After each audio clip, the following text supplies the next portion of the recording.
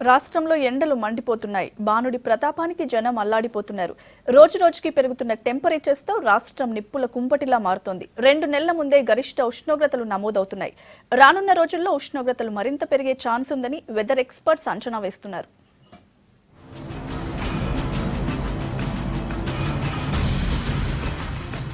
తెలుగు రాష్ట్రాల్లో ఎండలు రోజురోజుకు ముదురుతున్నాయి. సూర్యుడి ప్రతాపానికి జనం ఉక్కిరిబిక్కిరవుతున్నారు. కొద్ది రోజులుగా రికార్డు స్థాయి ఉష్ణోగ్రతలు నమోదవుతున్నాయి.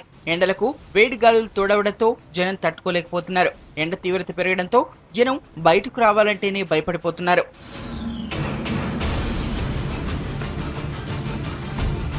మార్చి నెలలోనే పగటి ఉష్ణోగ్రతలు ప్రతాపం చూపిస్తున్నాయి. గరిష్టంగా 40 నుంచి 41 డిగ్రీల టెంపరేచర్స్ రికార్డవుతున్నాయి. కోస్తాతో పోలిస్తే తెలంగాణ, రాయలసీమలో ఎండల తీవ్రత ఎక్కువగా ఉంది. సాధారణం కంటే 3 నుంచి 5 డిగ్రీల ఉష్ణోగ్రతలు ఎక్కువగా నమోదవుతున్నట్లు వెదర్ ఎక్స్పర్ట్స్ అంచనా వేస్తున్నారు.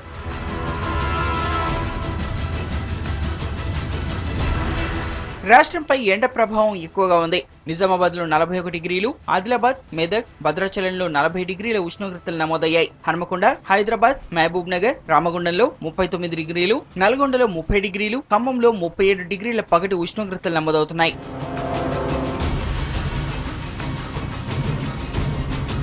ఆకాశంలోనూ ఈసారి సరైన మేఘాలు లేకపోవడంతో సూర్యకిరణాలు డైరెక్ట్ గా భూమిని తాకడంతో వాతావరణం వెంటనే వేడెక్కుతోంది. వేడి గాలులు సాయంత్రానికి మళ్లీ ఆకాశంపైకి వెళ్తే వెదర్ కూల్ అవుతుందని, తెలుగు రాష్ట్రాల్లో ప్రస్తుతం అలాంటి పరిస్థితి కనిపించడం లేదని వాతావరణ శాఖ స్పష్టం చేసింది. రాబోయే రోజుల్లో ఉష్ణోగ్రతలు మరింత పెరిగే అవకాశం ఉందని హెచ్చరిస్తోంది.